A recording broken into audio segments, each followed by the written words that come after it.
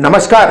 आपके अपने YouTube channel समय की पुकार में मैं ओम कसारा आप सभी दर्शक बंधुओं का हार्दिक स्वागत और अभिनंदन करता हूं। पुरातत्व महत्व के उपनगरीय कस्बे पुर की बर्बादी के लिए जिंदल सो लिमिटेड को एनजीटी ने जिम्मेदार माना है और तबाही का मुआवजा फिलहाल 1-1 लाख रुपए 375 परिवारों के लिए तय किया है। पुर संघर्ष समिति ने इसे ऊंट के मुंह में जीरा बताया है। हमने एनजीटी में 19/8/2019 को एक रीट दायर की थी, जिसमें जिंदल सा लिमिटेड की ब्लास्टिंग से जो हमारे पुर और धार्मिक स्थानों में जो दरारें आई है उसके खिलाफ और पर्यावरण के खिलाफ हमने एनजीटी में रीट दायर की, जिसका आज फैसला आया है। उस फैसले में जो चीज़ बताई गई है उसमें 375 मकान के लिए कहा है, लेकिन उसके बाद बढ़कर ये मकान 1000 से भी ऊपर हो गए हैं। और ऊपर होने के अलावा जो मुआवजा तय किया 1 लाख रुपए, वो तो ऊँट के मुंह में जीरा है, जबकि हमारे वहाँ 50-50 लाख के मकान भी बने हुए हैं।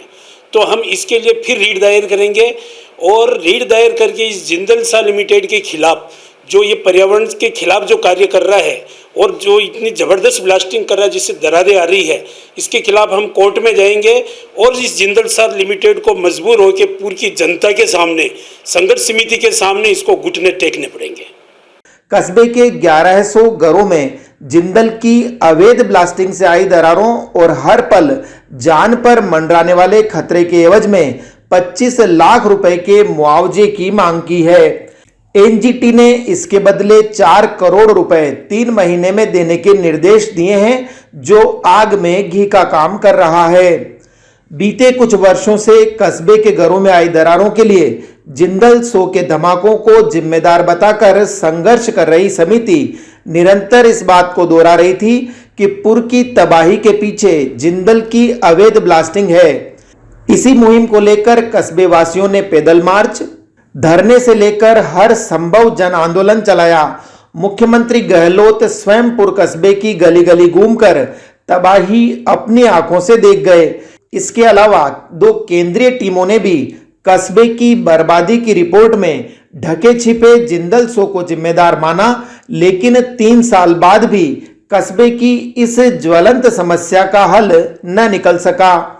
राज्य सरकार ने पुर कस्बे के पीड़ितों को यूआईटी से मुआवजे के तौर पर भूखंड देने की योजना प्रस्तावित की, लेकिन बरसों से यहां जीवन बसर करने वालों को यह योजना लुभा पाने में लगभग फेल हुई। पुर के बाशिंदों का कहना है कि पीढ़ियों से यहां रहने वालों को विकास के बदले विनाश के दहाने पर खड़ा कर दिया गया है। जिंदल सो ने जल, थल और वायु को प्रदूषित कर दिया है, लेकिन इसे रोकने टोकने वाला कोई नहीं है।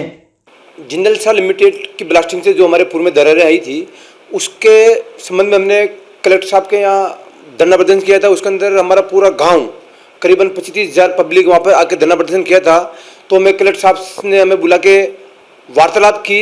उस वार्तालाप में कलेक्टर साहब ने हमें कहा था कि हम 41 दिन के अंदर आपके इस समस्या का समाधान कर देंगे। उसके बाद सीएम साहब का दौरा भी हुआ। मुख्यमंत्री खुद अशोक गहलोत साहब ने दौरा करके उन्होंने कहा आपके मंदिर, मस्जिद, अस्पताल, हॉस्टल की जो बिल्डिंगें हैं उनको हम नवीकरण करेंगे और जो मकानों का जो आपके दरोरा है हम इसकी जांच करा रहे हैं। रुड़की की टीम से 1 करोड़ और 3 लाख रुपए उन्होंने पास किए प्रस्ताव इसकी जांच के लिए। तो नहीं तो वो जांच अब तक आई हुई है, नहीं लोगों को कोई मुआवजा मिला, नहीं हमारे अस्पताल की बिल्डिंग, हॉस्टल की बिल्डिंग, कुछ वैसा काम कुछ हुआ नहीं है। हम विश्वास में रह गए सरकार, लेकिन सरकार की तरफ से हमें अब तक कुछ फायदा नहीं मिला है और हम इसके बारे में अब बहुत बड़ा आंदोलन करेंगे।